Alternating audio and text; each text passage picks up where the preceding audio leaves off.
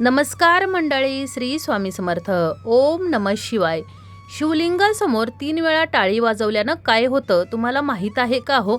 नसेल तर सांगते ऐका. पण त्यापूर्वी चॅनलवर नवीन असाल तर चॅनलला सबस्क्राईब करा आणि हो, कमेंटमध्ये ओम नमः शिवाय लिहायला विसरू नका. तर शिवलिंगासमोर पहिली टाळी वाजवली जाते म्हणजेच भगवान शिवांना तुमची उपस्थिती जाणवून देणे.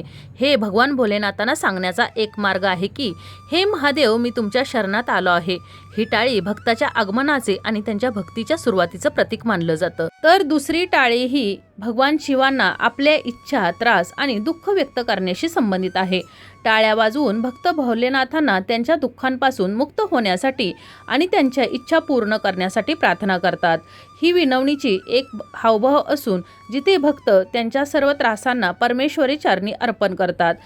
तसेच तिसरी टाळी आणि शेवटची टाळी पूर्ण शरणागतीचं प्रतीक आहे. या टाळ्या वाजवून भक्त स्वीकारतो की आता तो पूर्णपणे भगवान शिवांच्या शरणात आहे आणि त्यांचा आशीर्वाद आणि कृपेसाठी प्रार्थना करतो. यावरून असं दिसून येतं की भक्त आपले सर्व निर्णय, इच्छा आणि जीवनाची दिशा भगवान भोलेनाथांच्या हाती सोपवत आहेत.